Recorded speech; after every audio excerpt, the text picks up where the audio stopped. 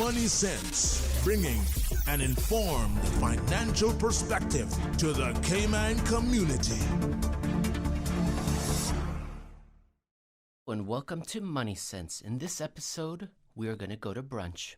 We are going to take a trip around the world, and we're going to take little bits of tastes of macroeconomic morsels from different parts of the world, different countries, and we're going to be sampling the latest economic reports to find out if the global economic recovery is in fact taking place, how strong the recovery is, because what's very important for us here is that the world be healthy so that our economy can be healthy as well. My name is Emil Kalinowski, and I am coming to you over the radio frequencies of 89.9 in Grand Cayman and 93.9 in Little Cayman and Cayman Brac. But I'm also coming to you over the Light channel, over YouTube. And if you go to Radio Cayman's YouTube channel, you'll see a live simulcast. And you know what? What else you can do? You can also call in the show.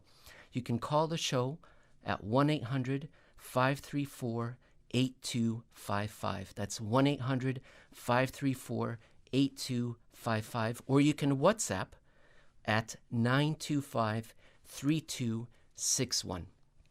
All right, so let's have an interactive, fun show. It's not only going to be macroeconomic morsels, little samples, little tastes, but I'm going to try to weave in some fun stuff as well. I'm going to talk about Ocean's 11. I'm going to talk about fictional planets, South Korean boy bands, very hot, and of course Singing in the Rain. We'll see if we can fit it all in to this show. It's an aggressive show. Let's see if we can make it. I haven't been on the air for a couple of months. I was hiding. I had some pillows. I had a lot of Purell. I was hiding from the COVIDs and the Coronas, but it seems safe to come out now. And while I was kind of hunkered down, I was talking to some friends from around the world who are interested in this kind of macroeconomic data and what trends are taking place in the global economy. Jeff Snyder, who's been on these airwaves before in Florida, and George Gammon, who's a YouTube star down in Colombia, and then Nick Black, a crypto and coffee YouTube star as well. And so I'm going to pull everything that I've learned from all those individuals and try to share it with you. Our first dish is called 3 trillion doesn't buy inflation expectations like it used to. And this is out of the United States. So inflation, why is it important? Let me tell you. For hundreds of years, central banks focused on money supply control. However, after a quarter century of escalating failure in defining, identifying, measuring, and mapping the creation and distribution of money, they switched to interest rate targeting in the 1970s. What does that mean? For hundreds of years, central banks made their impact felt on the economy by measuring and changing the money supply. But after the Second World War, they lost the thread. They had a difficult time in identifying money. Where was it coming from? How do you define money? Money was coming up in very different formats, very new things from around the world. And so they gave up in the 70s, and they said, you know what we're going to do? We're going to change interest rates in the hopes that will then flow into the change of money supply, which will then affect the economy. More recently, they have placed a great emphasis on expectations management. What does that mean? The thinking goes, and now we're talking about the United States. The thinking goes that if Americans believe there will be inflation, they will act on it. Consumer price inflation. If you think prices are going up, well, then maybe you'll buy something now instead of waiting till later.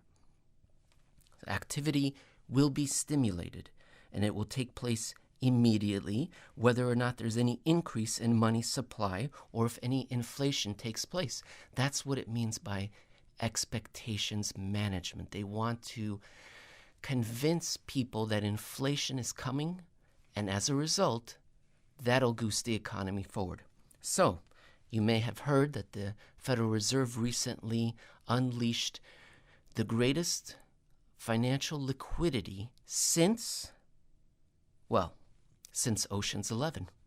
So in 2008, the anticipated central bank response, what eventually became QE, to the escalating banking disorder was expected to be the biggest liquidity event since George Clooney and Brad Pitt headlined Ocean's 11. And of course, ladies, if you are watching YouTube right now, I wouldn't say it's Brad Pitt, but I've got my clothes on. I've got my jacket on right now, so that's not fair, comparison. But, maybe a Brad Pitt for radio. Maybe not. Let us move on. So the movie earned $451 million worldwide, and it was a great success, just like QE was when it was first released.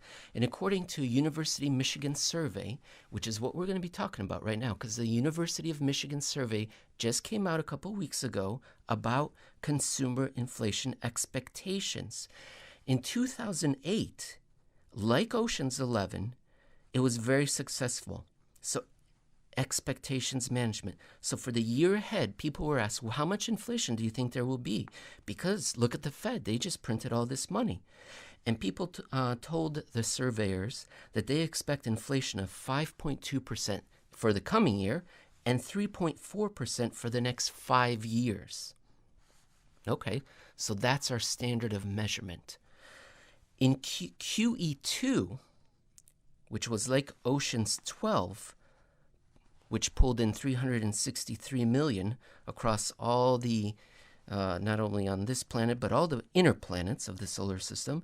It was fun, but the charm was gone. It wasn't like Ocean's 11.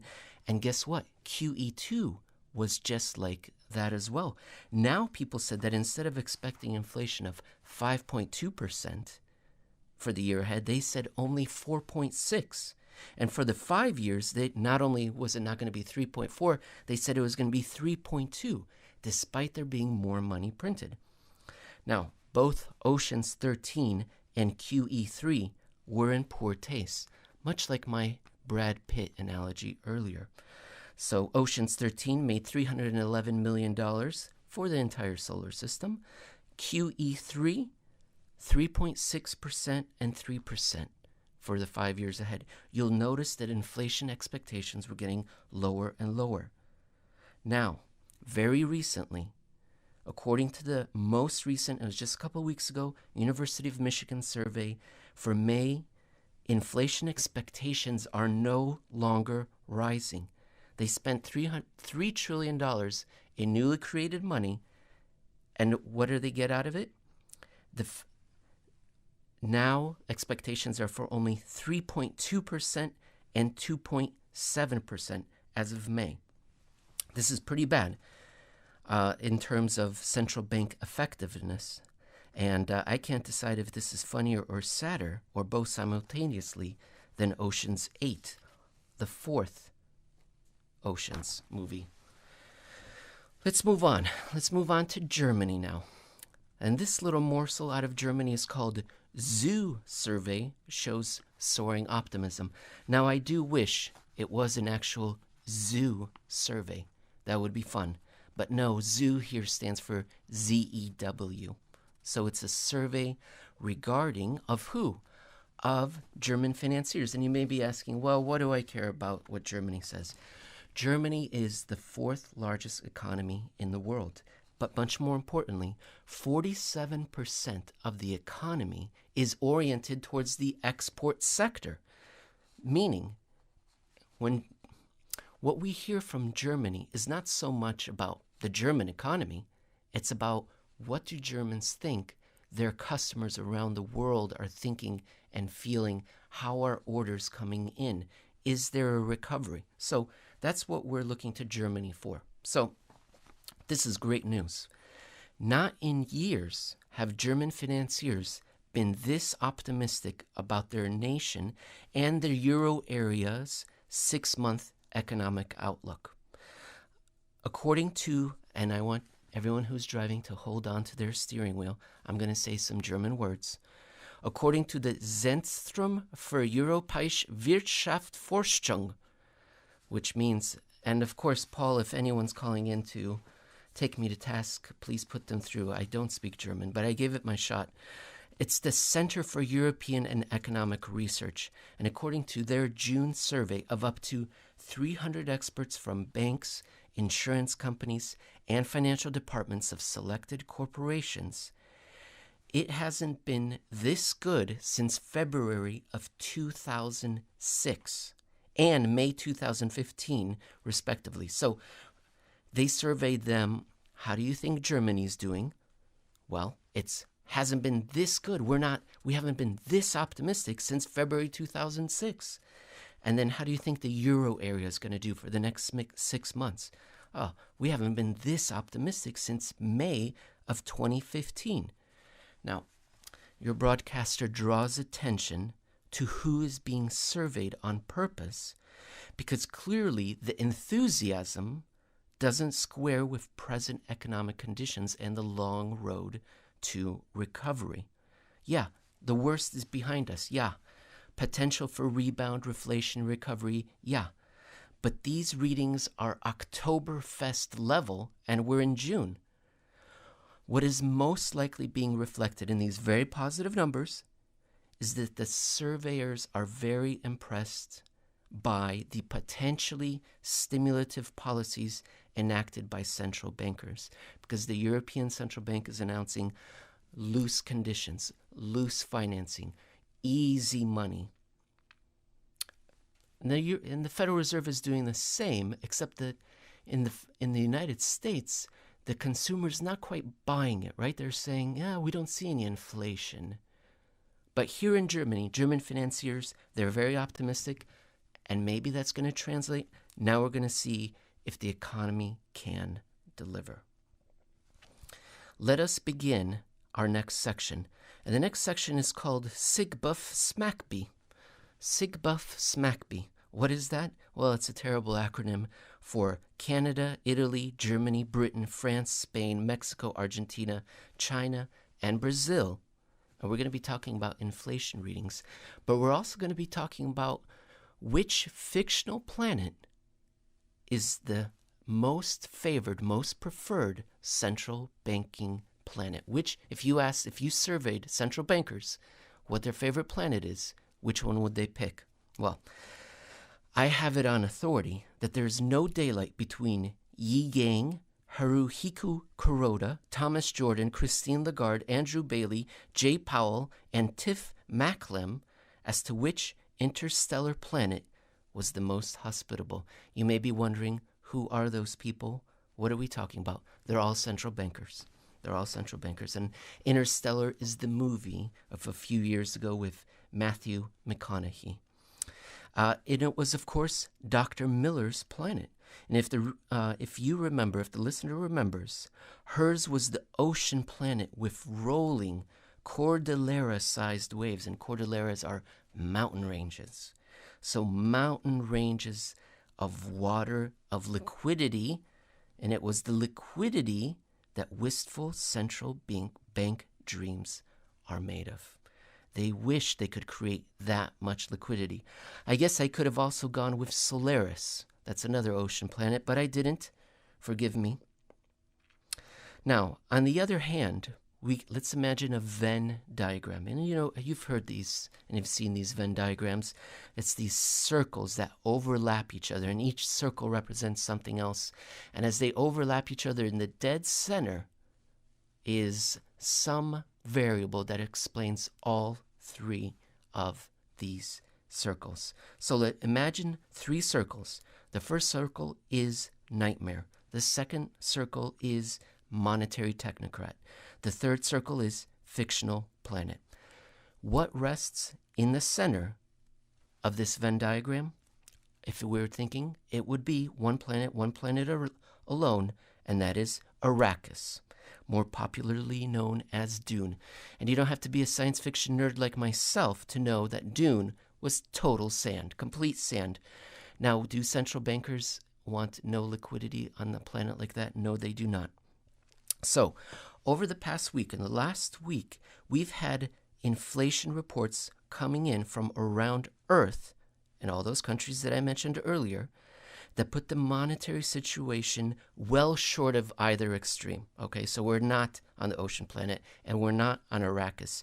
Still, the month of May suggests that we are closer to Interstellar's Earth as a blight-infested dust ball than Avatar's lush Pandora. Now, Paul is indicating that I have gone beyond the pale on science fiction planets. I've got to pull it back, so we're going to go to a commercial here. But after we come back, I am going to talk a little bit more about why these inflation readings matter. Then we're going to go to South Korea, the Euro area, and if we have time, very important, Nigeria's PMI was released this morning, just minutes ago. Money Sense, the only personal finance radio show in the Cayman Islands, hosted by Simon Caudry from the CFA Society Cayman Islands. This is Money Sense. Join the University College of the Cayman Islands admission team for their webinar, a step-by-step guide on how to apply to UCCI this fall 2020 semester. It's happening Friday, June 26th at 12 noon. Get the answers you need to make your admission process easy. Visit ucci.edu.ky to register. That's ucci.edu.ky.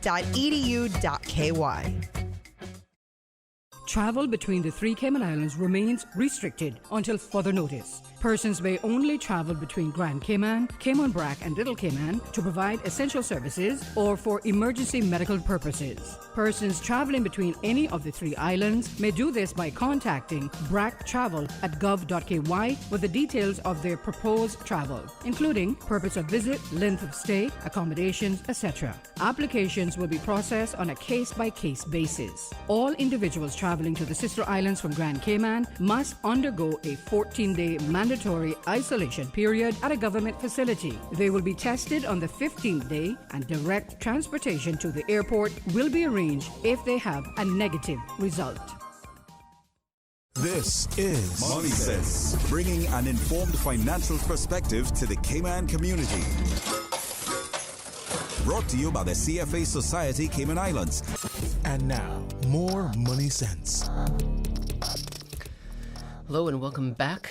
My name is Emil Kalinowski. We're talking about macroeconomic data, but I'm trying to give you a spoonful of sugar about talking about South Korean boy bands singing in the rain and others, and other, maybe, let's see, science fiction planets to make the medicine go down. If you wanted to give us a call, it's at 1-800-534-8255 and on WhatsApp, 925-3261. We left off talking about inflation. And this is going to be very important. This is going to be very important what's going to come out of this little study right now. And I'll give you the spoiler. Yes, we're having a downturn caused by the corona and the COVIDs. But the downturn began before that virus arrived. So, a couple of days ago, Ottawa reported that core consumer inflation, which excludes food and energy, rose 0.6% year over year. That is 0.7% less than April's reading and the largest month-over-month decrease since the dark month of February 1994, when Vancouver was awarded the nation's second NBA franchise. No, honestly, I don't know why in February 1994 there was that big drop, and that was the best I could do. But let's take a little bit broader measure. So the broadest measure of consumer inflation includes everything, and if you measure it month over month, it has come in at 0 or lower for 7 of the past dozen months. Now remember, central banks are creating money like crazy. And yet, for 7 of the past dozen months, inflation has come in at 0 or lower. That's good for us, but it suggests that central banks are not as effective in creating money supply, or that there's something else blocking them. But it's not just Canada. Italy's month-over-month inflation numbers have been negative for 5 of the past 9 months. Germany, 0 or worse, 5 of the past 10 months, month-over-month. Britain is 7 for 11, including 5 of the past 6 months. France is 6 out of 11. Spain leads all recently reporting countries with 9 of the last dozen months with negative or zero inflation. Argentina and Mexico reported last week as well, and both confirmed that we do not inhabit a monetary Arrakis. Of course, they reported inflation. That would be amazing if they didn't. But China has now reported 3 months in a row that are negative, as has Brazil. That's amazing. All of which is important for the purpose of understanding that if sustained inflation is always and everywhere a monetary phenomenon, then the year-long easing of central bank policies, easier financial liquidity, and the most recent liquidity operations are being overwhelmed. By what? By who? By an investment boycott of private enterprise. Private businesses do not want to invest in the future, and the consumption reticence of households. They don't want to buy and consume. Businesses don't want to invest right now. Why? COVID shows that the problem is recently acute, but inflation readings show that the global economy clearly had a pre-existing condition when we fell into this year. All right, let's move on to what everyone's been waiting for, South Korea and the boy bands. So one of the earliest real indicators of import each month is South Korea's first 20 days of exports. Now, around 44% of the world's 12th largest economy is oriented towards the global customer, just like Germany. What do they want? Well, they want electrical machinery, mechanical appliances, vehicles, refined fuels, plastics, optical equipment, organic chemicals, ships, iron, and steel. This week's report was somewhat mixed. Demand is still shrinking on a year-over-year basis. So year-over-year, this most recent first 20 days of this month, we saw a 7.5% reduction in demand. Now, in the last year and a half, all but 2 months showed contraction. Now, of course, remember, when did the corona arrive? At the beginning of this year. But South Korea has been shrinking for 16 of the last 18 months. That says a lot more about the global situation than it does about South Korea. Still, it is positive, right? Because compared to May, which saw a 20% reduction, the June data is less worse. And in fact, the month-over-month improvement is in the top 15% of all readings, all monthly readings in series history, which goes back to 2004. Still, it's not as great as that. So unfortunately, some of this surge is attributable to the series not being seasonally adjusted. What does that mean? Last year, the first 20 days of the month didn't have as many business days as this month had business days. And that means that we're doing a little bit better this month compared to last year. So if you only looked at the average daily shipments from May to June, that improvement is still there, right? In May, there was a 20% reduction, and this June, only a 16% reduction. So it's not as pronounced as the headline number, but it is an improvement. But it does suggest that the global economy is not rebounding with a V, not a V-shaped recovery. It's getting less worse, but not a surge in real economic activity. And I see I only have a few minutes left, so I beg your forgiveness, dear audience, because I wanted to talk about South Korea's hottest export, which is, of course, the boy band BTS. But I think people would more want to hear about the Euro area consumer confidence. I'd love next show we'll talk about BTS. Let's move on to the Euro area and try to fit in some more macroeconomic data.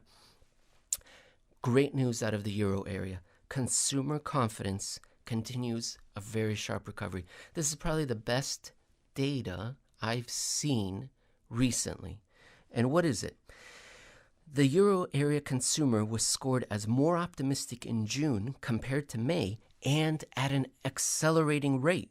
So from April to May, the average consumer in the 19-country zone was scored as a 3.2 points more optimistic. They said, hey, how happy are you in April about the economy? Then they asked again in May, and they scored it as 3.2 points better.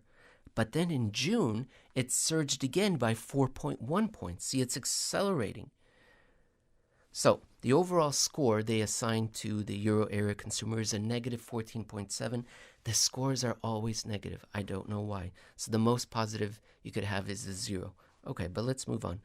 And it'll be very interesting over the coming months to see how the readings compare to 2010's negative 11.2. So that's better. Negative 11.2 is where we were in 2010, and negative 14.7 is where we are right now. And the reason I bring up 2010 is because that was the peak, that was the height of the intermission between two once in 4 generations financial crises. The first one, 2007 to 2009. The second one, 2011 to 2012. So how fast will we get back to that score that we had back then? That'll help us understand, is this a very sharp, very strong recovery? Now, like the South Korean data, yesterday's consumer confidence, I think it was actually a couple of days ago, but the consumer confidence scoring by the European Commission is an hors d'oeuvre. It's only a flash. It's a preliminary scoring. We're going to get on Monday the full business and consumer first and second courses, and we're going to find out about industrial sentiment, services sentiment, retail trade, and construction, and then we will have a final overall economic sentiment indicator for the euro area. Let us move on to another sentiment scoring system, and this is called PMI. Now this week we had a very nice, let's call it a PMI week. We had 24 PMIs come out from all around the world. And these are great because everyone has scored the same from 0 to 100. 0 says everyone's contracting. 100, everyone's expanding. 50 means it's about neutral. And what we've seen is that over the last few days, on Tuesday and Thursday, we've received some reports, and they show that different countries, let's say in manufacturing, most are reporting positive data, that they are not, it's not as bad in June as it was in May, but most are still contracting. Okay, most are still contracting, so it's less worse in the manufacturing sector. Of the countries that have reported so far, France is doing the best at only 52. So remember, the score goes up to 100, and the best reading so far we've gotten is a 52 out of France. Australia, the UK, and the US are a neutral 50. What about the services economy? 6 of the 8 that have reported so far are still below 50 on services. France is at a neutral 50. Australia leads the way at 53.2. What about a composite score if you add them all up together? 5 of the 7 countries that have reported so far, and we're going to have a lot more coming next week as well, they're all contracting still. So 5 of the 7 are below 50, but they're better than the previous month. There are 2 that are expanding, Australia and France, but they're a bit weak. They're just over 50.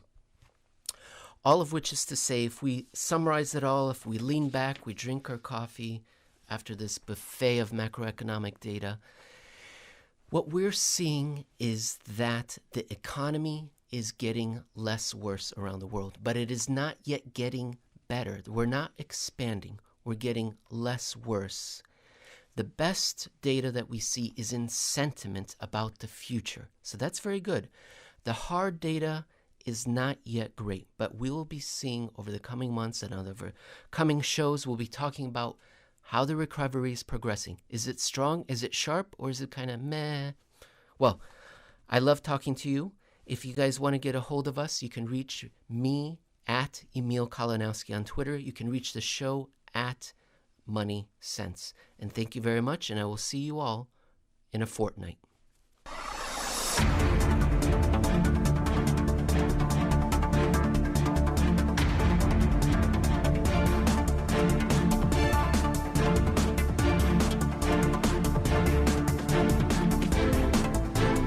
You've been listening to and watching on YouTube Money Sense with Emil Kalinowski. And of course, it's on every 2 weeks. Radio Cayman time check now, 7:59. This time check brought to you by our friends at Foster's. We've got some good news.